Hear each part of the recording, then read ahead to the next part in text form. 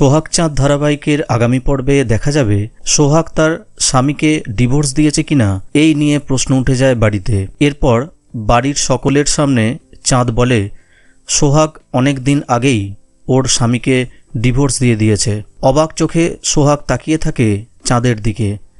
এরপর আগামী পর্বে দেখা যাবে বাড়ির সকলকে চাঁদ বলে তোমাদেরকে চোরকির আসল বাবার কথা বলাই হয়নি, চোরকির বাবা হলাম আমি।